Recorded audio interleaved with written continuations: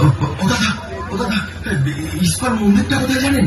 না ভাই, কোথায় যে খুঁজছি। ও দাদা, ও দাদা, এই যে শুনছেন, চলে গেল। আপনারা জানেন ইস্কন মন্দিরটা কোথায়? আমি মহা বিপদে পড়েছি, কেউ যদি জেনে থাকেন বলুন না, আমার যে মহা বিপদ। ওই তো একজন আসছে, দেখি। ও ভাই, ও ভাই শুনছেন? আমাকে দয়া করে বলবেন ইস্কন মন্দিরটা কোন দিকে? আমার খুব বিপদ। হ্যাঁ, আমি জানি তো, কিন্তু আপনার কিসের বিপদ? প্লিজ প্লিজ, আমি সব পরে বলবো, এখন আমাকে ইস্কন মন্দিরে নিয়ে চলবেন খুব খুব তাড়াতাড়ি। আপনি কি কোনো ভয় পেয়েছেন? আরে আসলে আমি ভূত। আরে না, আমি গীতা। আরে না, মানে আমি জমালয়। কি যে বলছি। আরে আরে আপনি তো আগে আমাকে ইস্কনে নিয়ে চলুন। দেখে মনে হচ্ছে কোনোভাবে বিচলিত। ঠিক আছে ঠিক আছে, চলুন চলুন।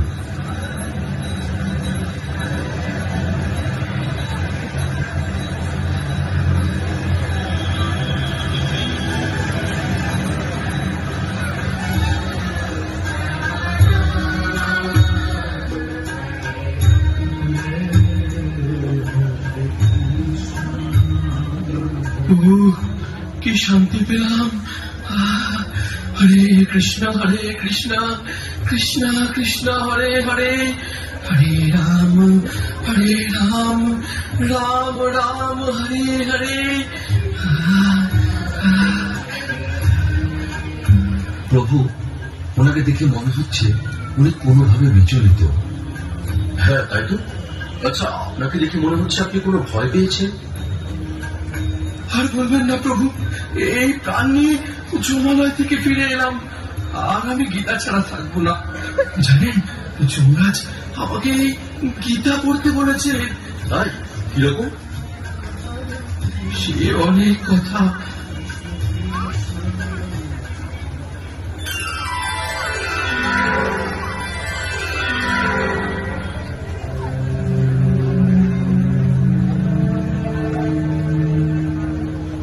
বউ, বলো তো আজকের ভাগবত ক্লাসটা কেমন লাগলো?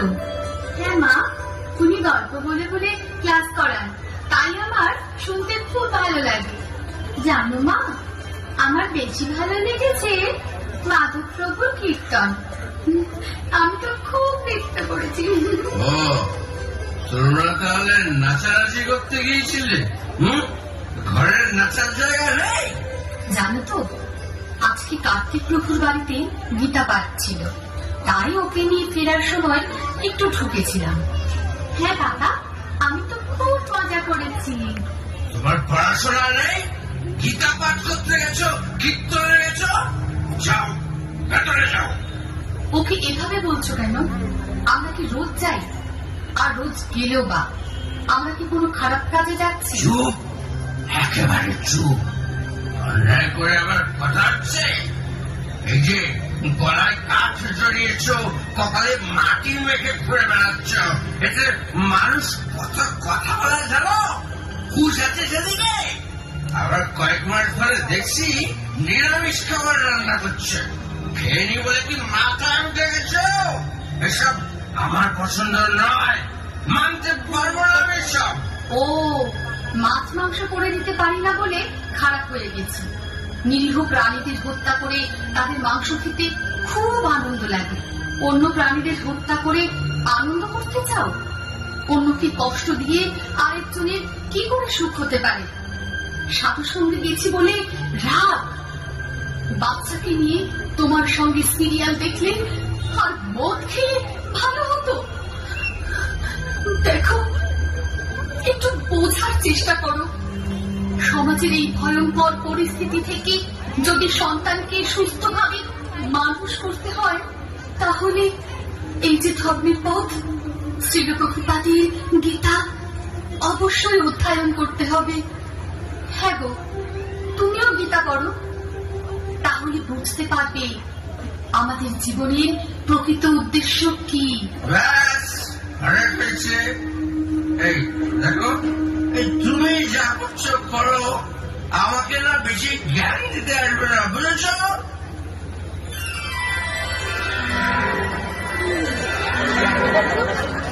একদিন শোনা গেল সৌরভ কোন একটি অ্যাক্সিডেন্টে মারা গেছে, তাকে শ্মশানে নিয়ে যাওয়া হচ্ছে।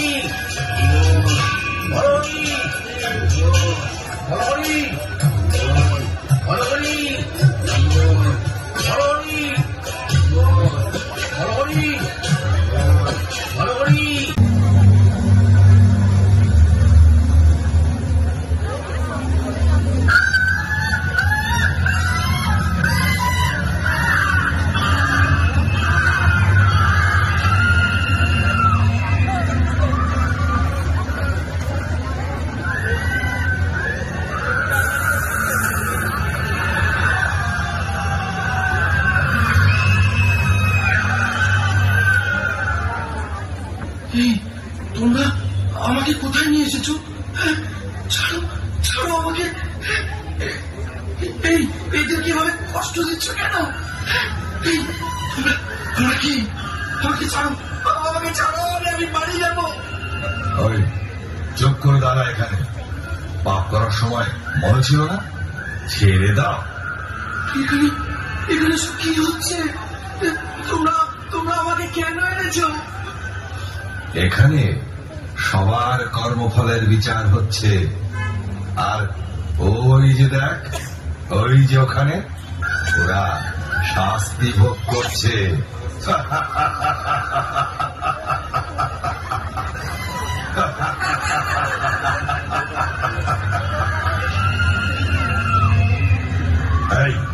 এই কি পাপ করেছিল?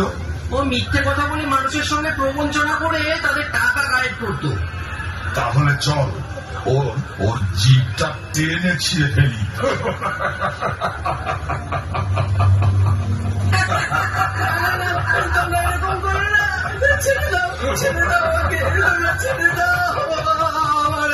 ছিঁড়ে ফেল জিভটা, টেনে ছিঁড়ে ফেল।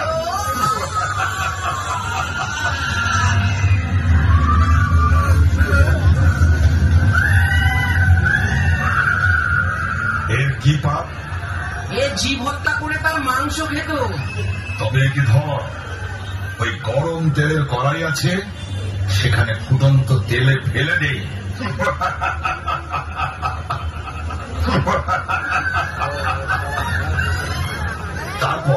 তারপর ওইদিকে যে লুলু নামক নরক আছে, সেখানে ফেলে দেবো। ওখানে সাপের থেকে হিংস্র রুণকীটের কুণ্ড আছে, তারা কামড়ে কামড়ে ওর মাংস খাবে।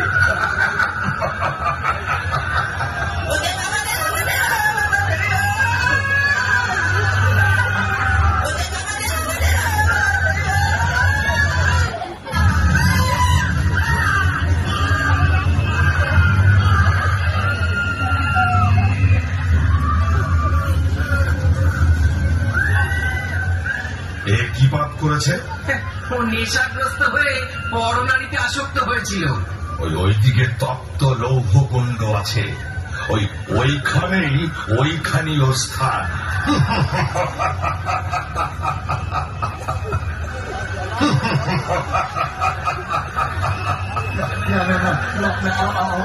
আমাকে ছেড়ে দাও, ছেড়ে দাও। এই কাজ আমি আর কখনো করবো না। ছেড়ে দাও, ছেড়ে দাও, ছেড়ে দাও। এটা এখানে আসার আগে ভাবা উচিত ছিল। এখন এখানে এসেছিস যখন, শাস্তি তোকে ভোগ করতেই হবে।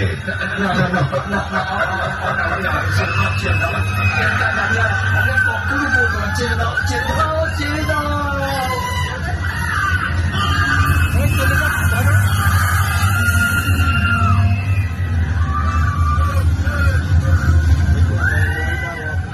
এর কি অবস্থা? এই পাপিষ্ঠ পরস্ত্রী হরণ করেছে। তবে যাও, ওকে ওকে ওই জ্বলন্ত অগ্নিযুক্ত লৌহখণ্ডের সঙ্গে বেঁধে শুলের আঘাত করো।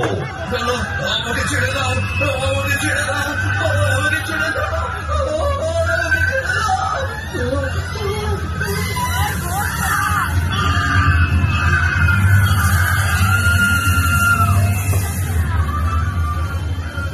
এ আবার কোন পাপিষ্ঠ? সমাজে গুরু সেজে ভণ্ডামি করত আর নিজের স্বার্থ সিদ্ধির জন্য বড় অঙ্কের টাকা আদায় করত। ওকে ওকে ওই নাগ পাশে বেঁধে শুলাঘাত করো।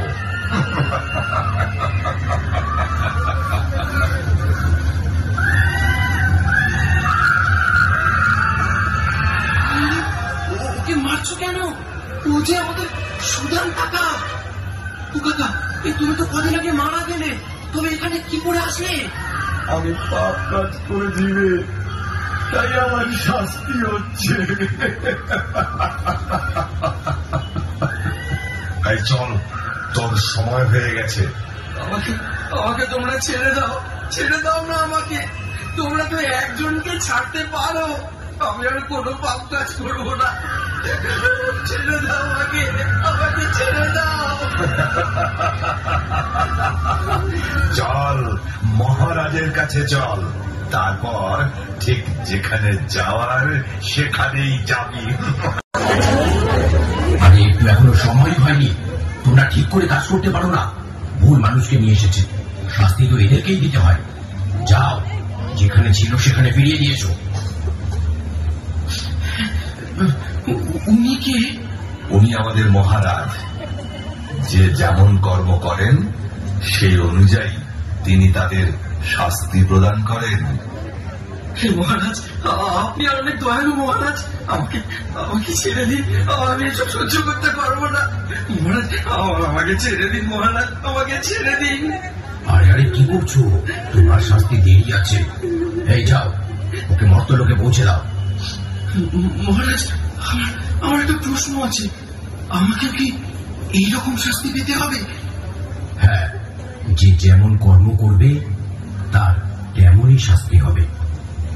মহারাজ, মহারাজ কি করলে এই সমস্ত শাস্তি ভোগ করতে হবে না? বলুন না মহারাজ, আমি আপনার শরণাগত। আমাকে এই ভয়ঙ্কর যন্ত্রণা থেকে উদ্ধার করুন, উদ্ধার করুন। একটা উপায় আছে, তা যদি তুমি করতে পারো তাহলে শাস্তি তো দূরের কথা, এখানেই আসতে হবে না। বলুন মহারাজ, বলুন, আমাকে বলুন কি সে উপায়। মর্তধামে অভয়চরণ শ্রীল প্রভুপাদ নামে এক মহান ভক্তের লেখা শ্রীমদ্ ভাগবত গীতা যথাযথ গ্রন্থ আছে। তা অধ্যয়নের মাধ্যমে যদি তুমি তোমার জীবনকে কৃষ্ণ ভাবনাময় করে তুলতে পারো তাহলে আর এখানে আসতে হবে না। ছিল প্রভুপাদ, আমার স্ত্রীও তো ওনারই গীতা পড়ে, আমাকে পড়তে বলে। তবে যাও, নিজের পরিবারের সঙ্গে কৃষ্ণ ভক্তির অনুশীলন করো।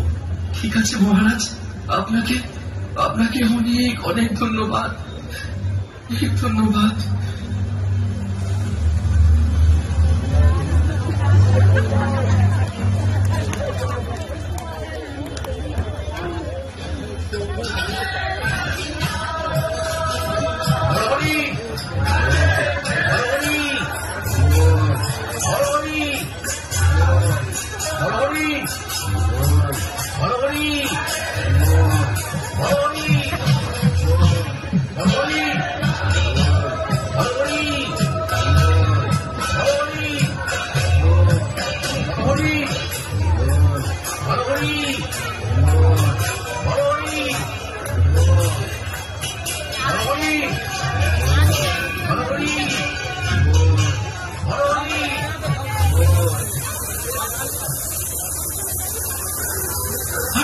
কি করছো? ভূত ভূত ভূত ভূত ভূত পালাও পালাও, ভূত এসেছে রে, ভূত এসেছে, ভূত। আমাদের সবাই ভূত বলছে কেন?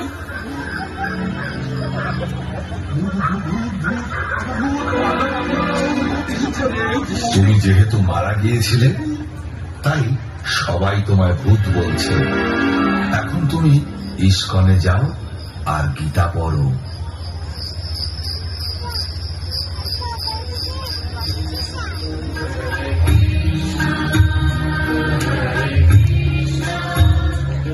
শুনলেন তো প্রভু, তাই এখন থেকে আমি গীতা ছাড়া এক মুহূর্ত থাকবো না। আপনাকে আমি প্রণাম জানাই। আপনার স্ত্রী অনেক ভালো ভক্ত হওয়ার কারণে আপনি জমালয় থেকে ফিরে এলেন। তাই এখন বাড়িতে ফিরে শ্রীকৃষ্ণের সংসার গড়ে তুলুন। হরে কৃষ্ণ। চলুন আমরা সকলে মিলে একসঙ্গে কলিযুগের যুগ ধর্ম হরে কৃষ্ণ মহামন্ত্র উচ্চারণ করি।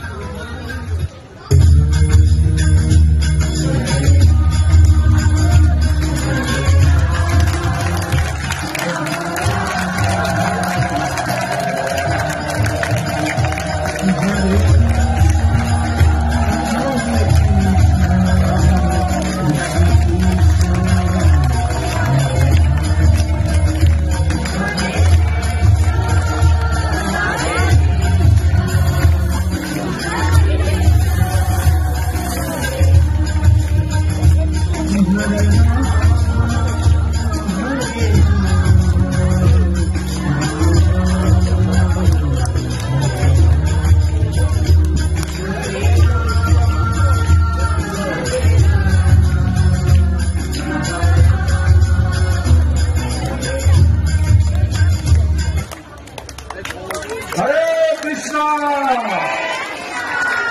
আপনারা কেমন লেগেছে? তো আপনারা যেভাবে প্রথম থেকে আপনারা উপস্থিত থেকে জগন্নাথের